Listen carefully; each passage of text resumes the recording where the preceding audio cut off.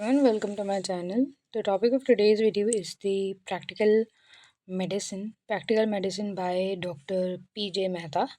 इसमें कि कुछ टॉपिक्स हम देख लेंगे, स्टार्टिंग के 5-6 टॉपिक्स कि बेसिकली वो उन टॉपिक्स को हम किस तरह से हमारी मेडिकल प्रैक्टिस में इस्तेमाल कर सकते हैं। ठीक है, so as we can see the content. यहाँ पे क्लिनिकल केसेस के अंदर कौन कौन सी चीज़ें यूज़ होती है। तो पहला है कि भाई हिस्ट्री टेकिंग एंड सिम्टोमेटोलॉजी में कुछ चीज़ें यूज़ होती हैं। तो हम इसमें से स्टार्टिंग के जो 10 हैं वो हम आज के लिए कवर करेंगे, मतलब सिनकोप तक के। बेसिक हिस्ट्री टेकिंग के अंदर क्या क्या चीज़ें, क्या क्या इवेंट्स होते हैं। तो 80% ऑफ द केस जो होता है वो ओवरऑल जो केस में हम केस टेकिंग लेते हैं तो वो 80% केस वैसे ही ठीक हो जाता है, वैसे ही हमें डायग्नोसिस मिल जाता है। इसमें और कौन कौन से पॉइंट्स इंपॉर्टेंट होते हैं। तो बायोडाटा होता है ऑफ द पेशेंट, जिसके अंदर हम उसका नाम, age, sex, address, occupation, religion and marital status, ये सारी चीज़ें देखते हैं बायोडाटा ऑफ द पेशेंट में।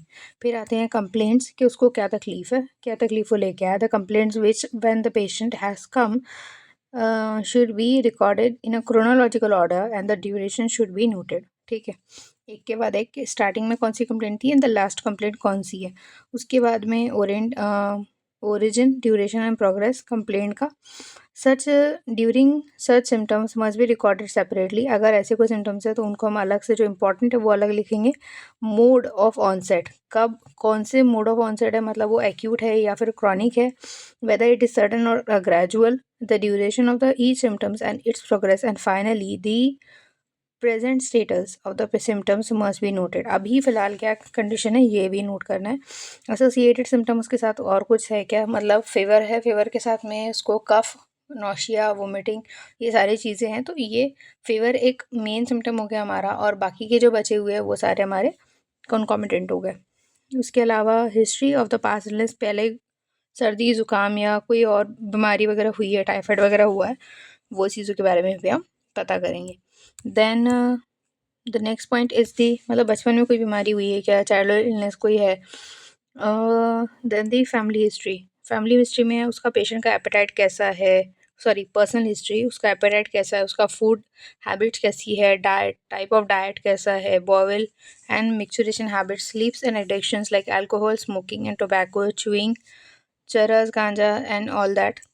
लॉस ऑफ एपेटाइट अगर है तो क्यों है, उसकी वजह से उसके वेट पे क्या असर हो रहा है। ठीक है, अल्कोहल वगैरह लेता है तो उसकी वजह से उसके इस पे क्या असर हुआ है, उसकी बॉडी पे क्या असर हुआ है उसका, अगर हाइपरटेंशन है वगैरह, ये सारी चीज़ों के बारे में हम उससे जानकारी लेंगे। Then the family history, family history लेंगे कि उसकी फैमिली में कोई ऐसी बीमारी तो नहीं है जो पीढ़ी दर पीढ़ी चलते आ रही है। The state of health of a parents, peers and childrens should be noted. और अगर फैमिली में किसी बंदे की डेथ हुई है तो वो किस बीमारी की वजह से हुई है ये भी नोट करना ज़रूरी है। And some genetical transmitted diseases like X linked recessive disorders, जिसके अंदर हम डुचेनी मस्कुलर डिस्ट्रॉफी भी हो सकती है, हीमोफीलिया हो सकता है, G6PD डिफिशियंसी हो सकती है, एंड इक्थायोसिस हो सकता है। Womens are carrier and do not suffer from the disease whether male suffers from the disease. Hence, in such illnesses, the family history would suggest similar illnesses of the patient's brother, sister's son, mother's brother, and mother's sister's son.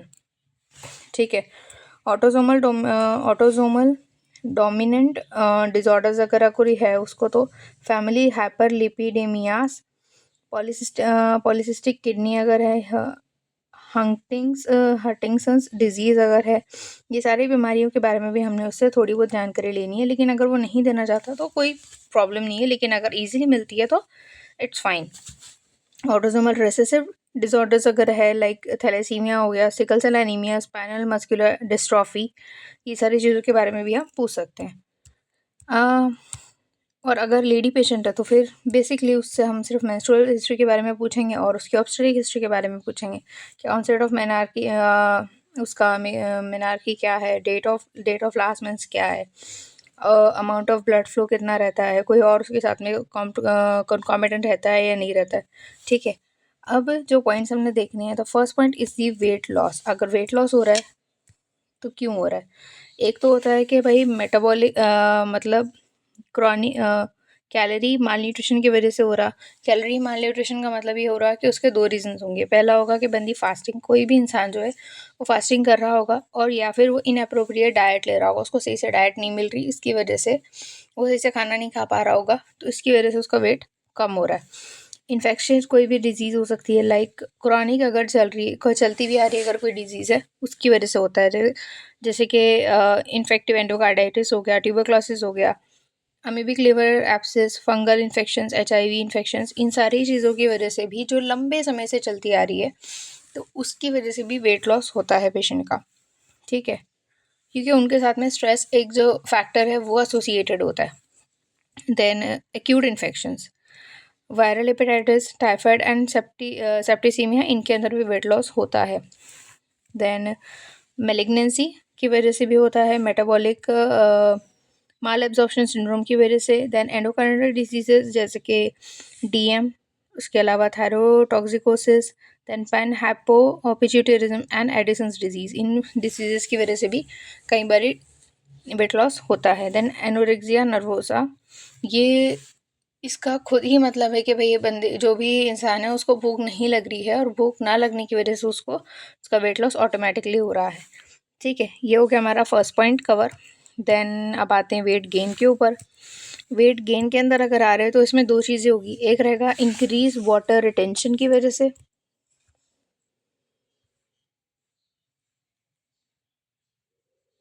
ठीक है, एक रहेगा increase water retention की वजह से, जिसके अंदर क्या क्या रहेगा कि कार्डियक फेलियर होगा। देन उसके बाद हमारा सिरोसिस ऑफ लिवर हो सकता है, हेपेटिक नेफ्रोटिक सिंड्रोम हो सकता है, हाइपोप्रोटीनीमिया हो सकता है, एडिमा स्टेट हो सकती है। वाटर बाहर ही नहीं जा रहा बॉडी से तो वेट ऑटोमेटिकली बढ़ेगा। और अगर दूसरी चीज़ है कि इंक्रीज टिश्यू मास, अगर टिश्यू मास बढ़ रहा है तो उसकी वजह से भी ओबेसिटी आ सकती है, सॉरी वेट गेन हो सकता है। वेट गेन होने के लिए एक कारण है कि ओबेसिटी होना, एडिपोज टिश्यू का ज़्यादा हमारी बॉडी में स्टोर हो जाना। ठीक है, उसके बाद endocrinal disease like Cushing disease, hypothyroidism and acromegaly, इन डिजीज़ की वजह से भी होता है weight gain. Then thalamic diseases, endocrinal disease हमने देख लिया, hypothalamic diseases like craniopharyngioma, then Frohlich's syndrome and hamartoma, इन डिजीज़ की वजह से भी। और जो लोग ड्रग्स पे होते, मतलब जो लोग मेडिसिन पे होते हैं लाइक स्टेरॉइड्स, इनका भी वेट गेन होता है। अगली जो चीज़ है there is a anorexia. Anorexia मतलब एनोरेक्सिया एक मेंटल डिसऑर्डर है जिसमें जो भी इंसान रहेगा वो क्या करेगा कि अपना वेट को कंट्रोल करने की कोशिश करेगा, और वो कम से कम खाएगा, ज़्यादा से ज़्यादा एक्सरसाइज करेगा, और इसकी वजह से उसका वेट हमेशा कम ही रहेगा, और उसको वीकनेस वगैरह भी रहेगी। ठीक है, तो ये चीज़ जो है ये हमको वायरल हेपेटाइटिस में देखने के लिए मिलेगी, देन ट्यूबरक्लोसिस में देखने के लिए मिलेगी, and carcinoma of the stomach and other malignancies, endocrinal disease में देखने मिलेगी like Addison's disease and pituitarism, chronic wasting diseases like uraemia, cirrhosis of liver and chronic alcoholism, chronic smoking patients में हमको देखने के लिए मिलेंगी। और कौन कौन सी ड्रग्स की वजह से ये होती है, digitalis, then quinine, then metronidazole, इन मेडिसिन की वजह से भी हमको एनोरेक्सिया देखने के लिए मिलेगा, मतलब उन लोगों को भूख ही नहीं लगेगी। ठीक है, फीवर हम टेम्परेचर वाले पार्ट में देख लेंगे पेज नंबर 36 पे। Fifth one is the chest pain. Chest pain के रीजंस क्या क्या हो सकते हैं। चेस्ट पेन का पहला रीज़न होगा कि कार्डियक रीज़न हो सकता है, लाइक इस्चेमिक हार्ट डिजीज़ होगी, या फिर पेरी कार्डाइटिस होगा, infective endocarditis, cardiomyopathy, valvular heart diseases and dissecting aneurysm of the aorta, ये सारे रीजंस की वजह से चेस्ट पेन हो सकता है। रेस्पिरेटरी कारण क्या हो सकते हैं, तो प्लूरेसी हो सकती है, न्यूमोथोरैक्स की वजह से, पल्मोनरी एम्बोलिज्म की वजह से, पल्मोनरी हाइपरटेंशन की वजह से, एंड मैलिग्नेंसी की वजह से भी चेस्ट पेन हो सकता है। देन दी मस्क्यूलोस्केलेटल कॉजेस, रिब फ्रैक्चर अगर हुई है तो, देन वर्टेब्रल कोलैप्स हुआ है तो, फिर costochondritis, then myositis of the pectoral muscles की वजह से, ठीक है। फंक्शनल कोई कॉज हो सकता है एंड मिसलिनियस बहुत सारे अलग अलग अलग कॉज हो सकते हैं, like herpes zoster of the intercostal nerves अगर हुआ है तो, esophagitis, pancreatitis, peptic ulcer, cholecystitis, splenic flexure syndrome, इन सारे रीजंस की वजह से चेस्ट पेन हो सकता है, ठीक है। Next is 6, that is a dyspnoea. Dyspnoea का मतलब होता है कि सांस लेने में तकलीफ होना, ठीक है। अभी डिस्निया के क्या क्या कारण हो सकते हैं, तो पहला है फिजियोलॉजिकल कॉजेज। माउंटेनियर्स के अंदर ये चीज़ हो सकती है कि जो नीचे से ऊपर हायर एल्टीट्यूड पे जा रहे हैं, तो उनको ऑटोमेटिकली जब ऑक्सीजन का लेवल कम होगा तो उनको सांस लेने में तकलीफ होगी, ठीक है। ये फिजियोलॉजिकल कॉज हुआ है। एक्सरसाइज बहुत ज़्यादा हाइपर एक्सरसाइज अगर कोई बंदा कर रहा है उसको भी डिस्निया होने के चांसेस है। हाइपर पैरेक्सिया, बहुत ज़्यादा तेज़ बुखार आया हुआ है उसकी वजह से भी, और अनीमिया के कारण भी ये होता है, ठीक है। अभी रेस्पिरेटरी कॉजेज क्या होंगे, एयर फ्लो ऑब्स्ट्रक्शन है। अगर एयर फ्लो पूरा का पूरा जो हमारा एयरवे जो है, अगर वो पूरा का पूरा म्यूकस से भरा हुआ है, ठीक है, पूरा वहाँ पे म्यूकस ही म्यूकस है, तो फिर सांस तो ले नहीं पाएगा, तो एयर फ्लो ऑब्स्ट्रक्शन की वजह से होगा। उसको ब्रोंकियल अस्थमा है तो होगा, सीओपीडी अगर है तो होगा, पल्मोनरी इन्फेक्शन अगर है तो, पल्मोनरी इडीमा है, पल्मोनरी एम्बोलिज्म है, ब्रोंकियोजेनिक कार्सिनोमा अगर है, देन प्लूरल इफ्यूजन और न्यूमोथोरैक्स के कंडीशन में भी उसको डिस्निया होगा। कार्डियक कंडीशंस कौन कौन सी हो सकती है, एक्यूट मायोकार्डियल इन्फेक्शन होगा, वल्वुलर हार्ट डिजीज हो सकती है, लेफ्ट वेंट्रिकुलर फेलियर हो सकता है, कंजेनाइटल कॉग्निटिव हार्ट डिजीज हो सकती है, साइनोटिक डिजीज हो सकती है। इन सारे रीजंस की वजह से भी डिस्निया हो सकता है।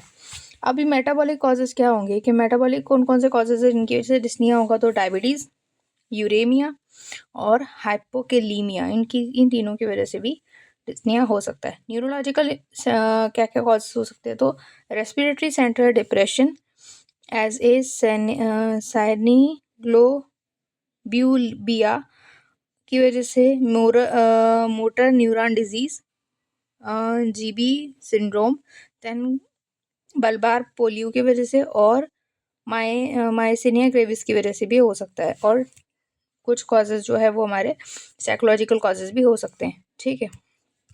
नाउ कफ। अब कफ आने के लिए क्या क्या रीजंस है, तो सबसे बेसिक जो चीज़ है कि वो रेस्पिरेटरी कॉजेज की वजह से होता है, लैरेंजियल और pharyngeal infections and neoplasms, then tracheobronchial infections हो सकते हैं, tracheobronchitis, bronchial asthma, bronchitis, bronchogenic carcinoma, pressure over the trachea and bronchus from outside, अगर किसी ने गला दबा दिया उसकी वजह से भी, और एस्पेक्सिया की वजह से। अभी लंग्स में क्या क्या रहे, तो निमोनिया, ट्यूबरक्लोसिस, फिर हमारा लंग एब्सिस, ट्रॉपिक इओसिनोफिलिया, इन सारे रीजंस की वजह से। प्लूरल के अंदर क्या आएगा, pleural effusion and pneumothorax. Cardiac reasons क्या क्या हो सकते हैं, तो लेफ्ट वेंट्रिकुलर फेलियर अगर हो रहा है उसकी वजह से भी कफ आ सकता है, माइट्रल स्टेनोसिस है तो भी, एन्यूरिज्म ऑफ एओर्टा है तो भी, मीडियास्टिनम में अगर क्या क्या चेंजेस है अगर उसकी वजह से कफ आ सकता है, तो enlargement of the lymph node and mediastinal tumour अगर है तो। साइकोजेनिक कॉजेज भी हो सकती हैं कि मतलब लग रहा है कि अगर वो पागल वगैरह है तो उसको वो वैसे ही खांसते रहेगा, ठीक है। उसके बाद में रिफ्लक्सेस, तो वैक्स और फॉरेन बॉडी इन ईयर, सब फेरेंश्रेनिक और लिवर एब्सिस की वजह से भी हो सकता है, ठीक है। उसके अलावा हमारा कफ हो गया, होम्यो हीमोप्टेसिस, मतलब कफ करते टाइम पे ब्लड आना, ठीक है। ये हम अगली बार कभी देखेंगे। 9th वाला है पैल्पिटेशन। पैल्पिटेशन हम क्यों क्यों करेंगे, देखो पैल्पिटेशन करने के लिए, अगर पैल्पिटेशन हो रहा है मतलब अगर उसको हार्ट बीट जो है वो उसकी बढ़ रही है, तो क्यों बढ़ेगी। पहला जो रीज़न है फिजियोलॉजिकल जो कॉजेज है, मतलब नॉर्मल जो कॉजेज है, पहला रहेगा कि उसको एक्सरसाइज की वजह से बढ़ेगा। उसके बाद में इमोशनल कॉजेज हो सकते हैं और सेक्सुअल एक्साइटमेंट हो सकती है, ठीक है। कौन कौन सी चीज़ें खाने की वजह से वो बढ़ते हैं, पाल्पिटेशंस क्यों बढ़ती है, हार्ट बीट क्यों बढ़ती है, ठीक है। ये बेसिकली हार्ट बीट है, ठीक है। तो हार्ट बीट क्यों बढ़ती है? चाय पीने की वजह से, एक्सेसिव कॉफ़ी ज़्यादा पीने की वजह से, टोबैको ज़्यादा कंज्यूम करने की वजह से, अल्कोहल कंजम्पशन ज़्यादा होने की वजह से। एंजाइटी स्टेट है, बहुत ज़्यादा एंग्शियस पर्सन है तो भी उसकी हार्ट बीट बढ़ जाएगी खुद ब खुद। फिर हायर आउटपुट स्टेट अगर है, ठीक है, हाई आउटपुट रेट है, एनीमिया है, बेरी है उसको, थायरोटॉक्सिकोसिस है, एवी फिस्ट्यूला है, उसके बाद में पैगेंट्स डिजीज़ है, ठीक है, कार्डियक अरिदमिया अगर है, ठीक है। कार्डियक अरिदमिया कब होगा? तो एक्स्ट्रा सिस्टोल्स है, पैरोक्सिमल कार्डी टेकिकार्डिया है, उसके बाद में एट्रियोफेब्रुलर आर्टीरियल फिब्रिलेशन है और हार्ट ब्लॉक है। कौन कौन सी दवाओं की वजह से होता है? तो सिंपैथेटिक एजेंट्स की वजह से, नाइट्रेट्स की वजह से, ओवरडोज ऑफ द टेक्सोजिन और इंसुलिन की वजह से। और मिसलिनियस कॉजेज में आएगा फियोक्रोमोसाइटोमा की वजह से और हाइपोग्लाइसीमिया की वजह से भी कई बार पाल्पिटेशंस बढ़ जाते हैं। अब हमारा आखिरी टॉपिक दैट इज सिनकोप, इसके अंदर क्या क्या रीजन है वो देख लेते हैं। वेसिकल सिंकोप हो सकता है, देन पोस्चुरल हाइपरटेंशन की वजह से। ये राइट साइड पे सोया तो बीपी बढ़ गया, सॉरी बीपी कम हो गया, एंड खड़ा हुआ तो बीपी कम हो गया, फिर लेटा तो बीपी कम हो गया। पोस्चुरल अगर है तो उसकी वजह से। उसके बाद में कार्डियक अरिदमिया जो कि स्टोक्स एडम्स सिंड्रोम है, then stenotic lesion of the heart के अलग अलग रीजंस जो है, कार्डियोवेल्वुलर इनसफिशिएंसी और मिसलिनियस कॉजेज जो अलग अलग है, ठीक है। इन सारी चीज़ों की वजह से सिंकोप हो सकता है। Thank you.